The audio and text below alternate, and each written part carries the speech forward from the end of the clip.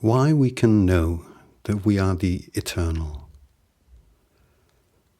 I want to explain this with the most unassailable logic I can express, and so as many people as possible can follow and understand. So here I go. The first thing that two or more people need to do when they are hoping to have a coherent conversation with each other is define their terms. I can talk of such things as time and space, but if the people I'm talking to use those words to mean different things from the things I am referring to, then already we have a communication barrier. There are 4 key terms I will be using here.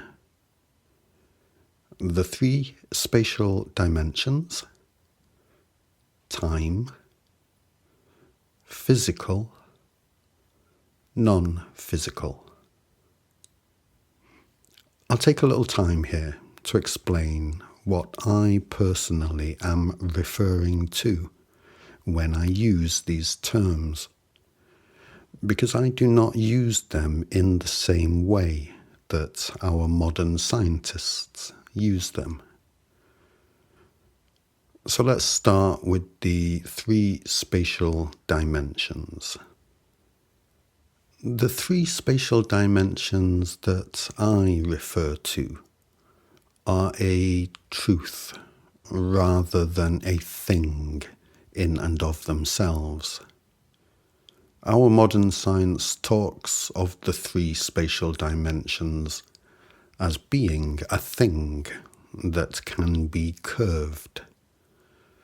But anything that can be shown to be curved can only be shown to be curved if one is first using a frame of reference within which it can be shown to be curved.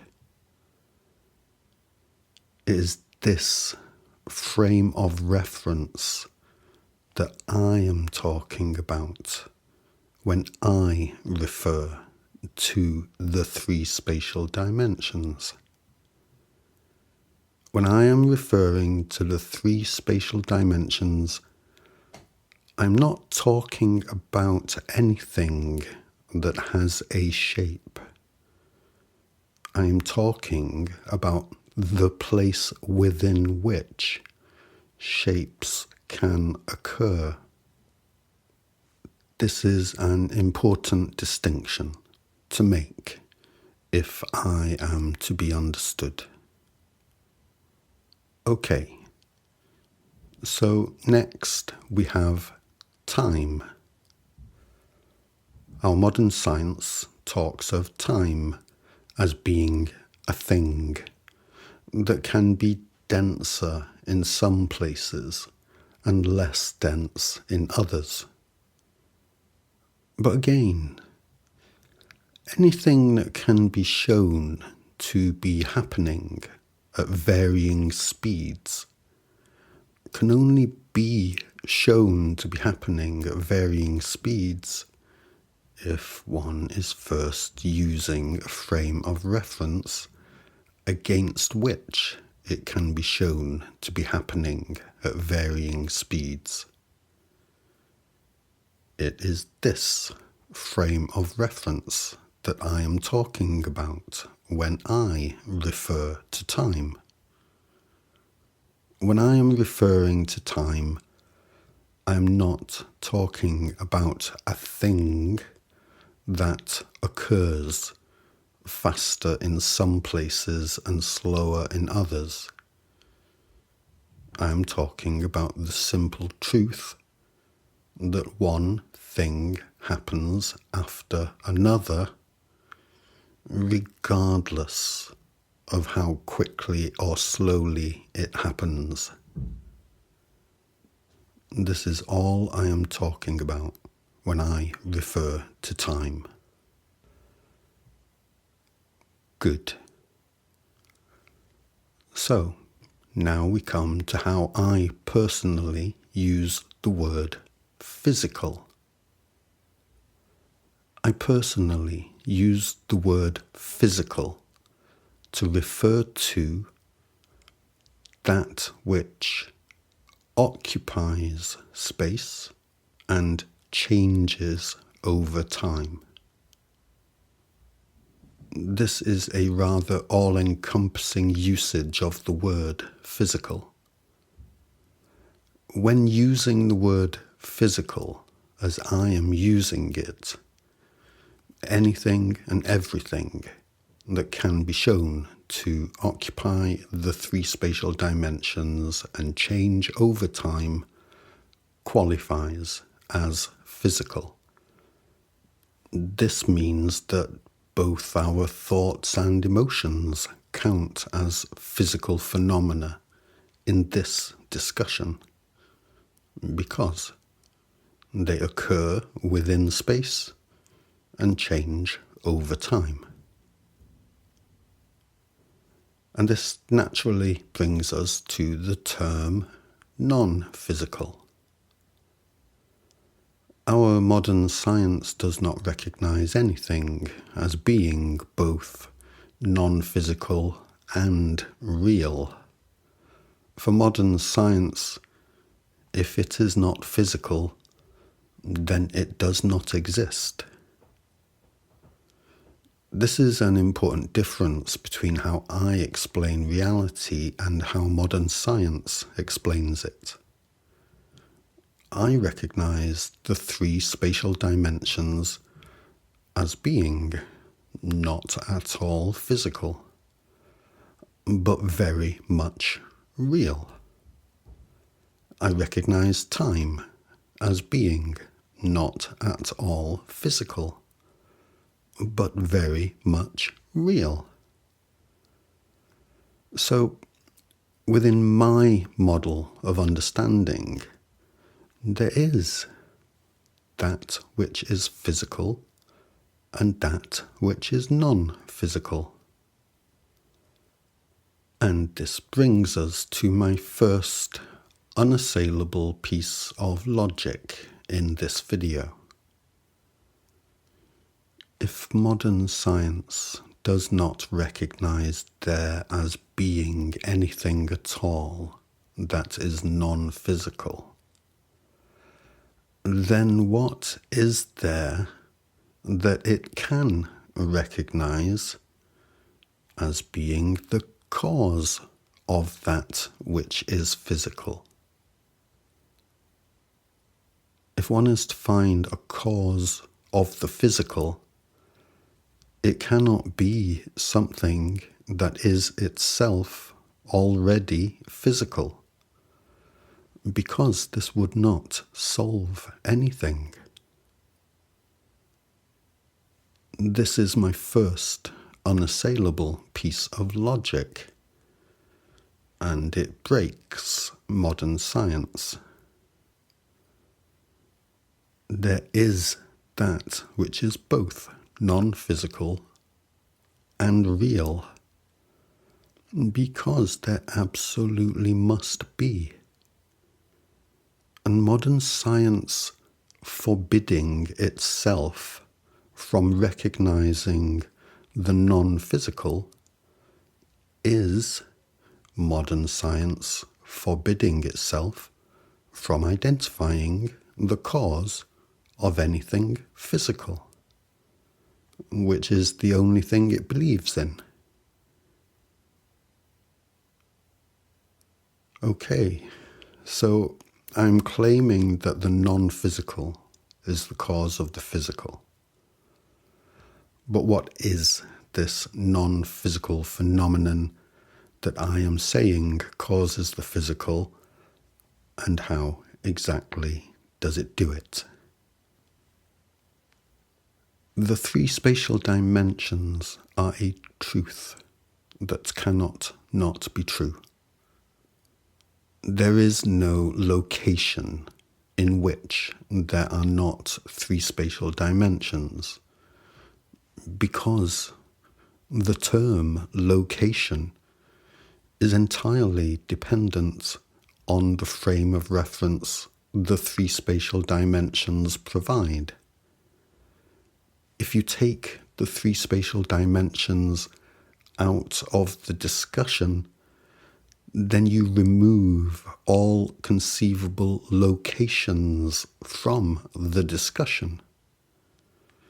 In other words, there can be no cause of the three spatial dimensions for the simple and absolute reason that without the three spatial dimensions, there would be nowhere for a cause of them to take place.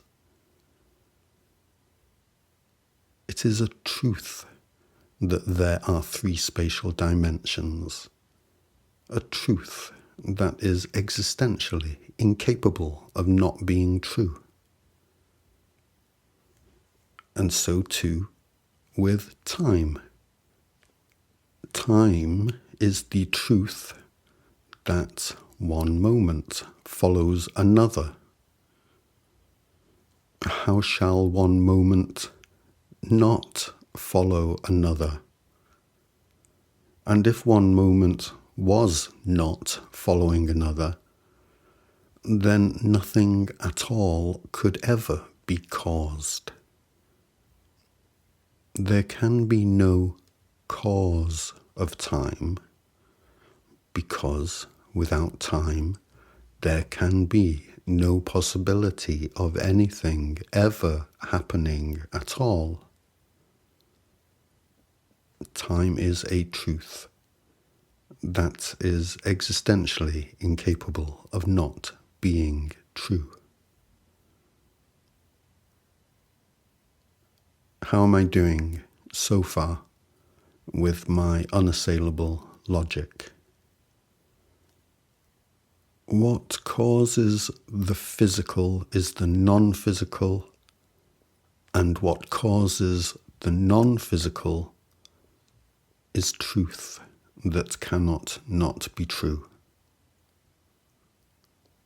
And so, here we come to the actual mechanism, the mechanism of cause and effect in reality, the mechanism that causes the non-physical to cause the physical. The only reason anything can qualify as truth is because the truth of it is in some form of expression or other. The two non-physical truths of time and space are in full expression at all times, in all places. This means that they are in full expression at all scales. A truth that is incapable of not being true is incapable of not being true, regardless of how small or large things get, regardless of how fast or slow things move. You can take anything as hypothetically small as you want to, and its smallness is in no way going to stop there from being three spatial dimensions present at its location. Nor is its smallness or relative speed of movement going to stop one moment from following another at its location. One moment follows another because the current moment of the iteration of truth is formed by the previous moment of the iteration of truth and informs the next moment of iteration. It has nothing to do with size or speed. It is only our relative experience that is affected by relative size and relative speed. Truths that cannot not be true are the mechanism of cause and effect because their expression is happening all the time, everywhere. And truth iterating at different scales relative to each other results in contrasting qualities. Large areas of space contrast with small areas of space. If they did not, they would be exactly the same. Short periods of time contrast with long periods of time. This place contrasts with that place, and the past contrasts with the future. The term the past refers to those previous moments of the truth that have already iterated. And when a moment of truth has iterated, it remains true for the rest of eternity that it iterated as it did. This fixed rigidity of the past is in stark contrast to the unformed potential of the future, which has not iterated yet. It's natural for us to assume that two non-physical phenomena such as time and space would not be able to produce anything physical between them because neither of them are made out of anything. But what is physicality other than contrasting qualities? Some physical phenomena are solid, fixed, rigid, while others are less so. And lo and behold, the truth of the past contrasts with the truth of that which is yet to iterate, in that it is now rigidly fixed, while the future is not. In space, one can travel in any direction, but not so in time. One can only travel forward in time. The past is like a brick wall to us. And a brick wall is a good example of that which we consider as being physical. The space we live in does not change, but it contains all of the truth that has ever iterated within it and is still iterating within it right now. This ongoing iteration of the truth is a living thing because it is informed by its own past and it informs its own future.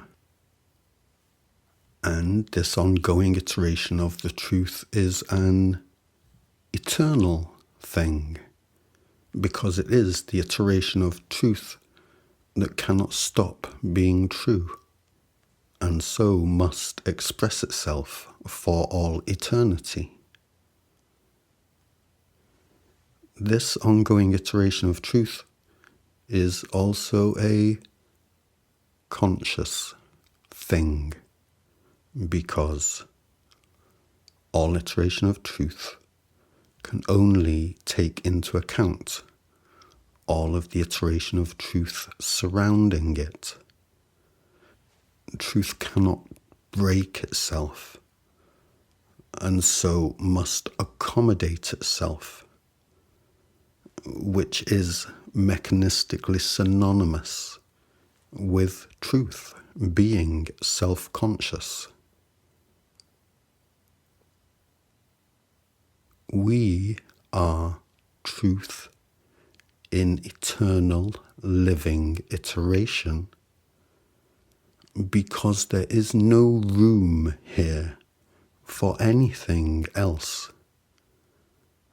and there is no possibility of anything else. How is it that a man who is considered by many to be delusional because he claims to be Jesus returned should have been able to work out all of this? It is not through any great intelligence on my part. I'd say there are a number of factors. An important one is that I was not hindered by a good education, good being in quotation marks here.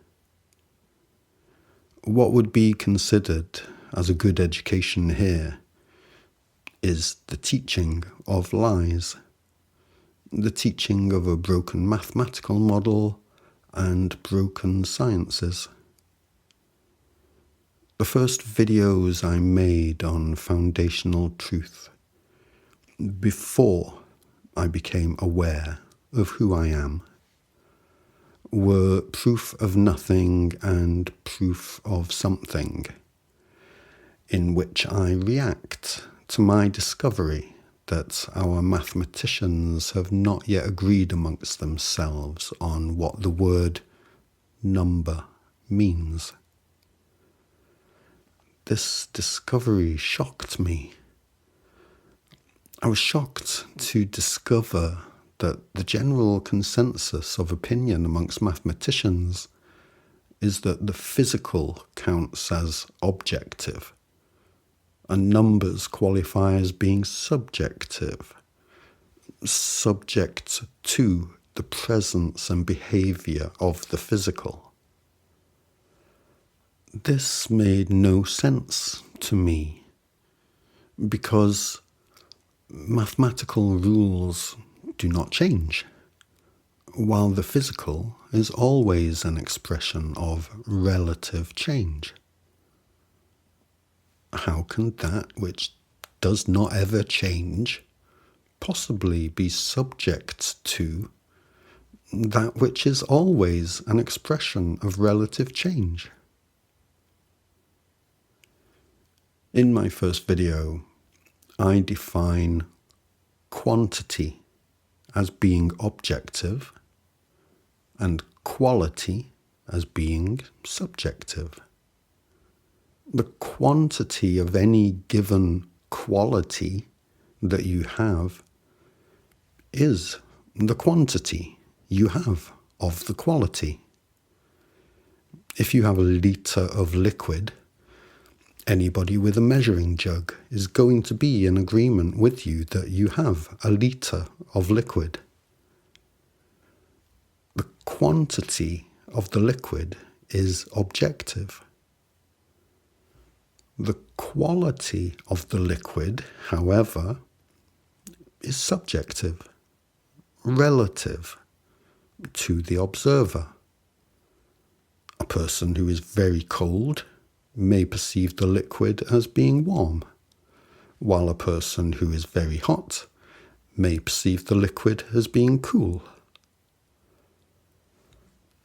Having objective and subjective back to front is a foundational problem, and one of the key reasons that modern mathematics has no identified foundation.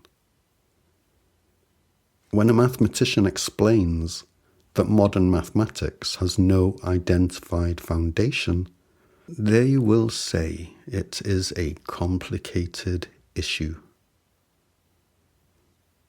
It is not complicated.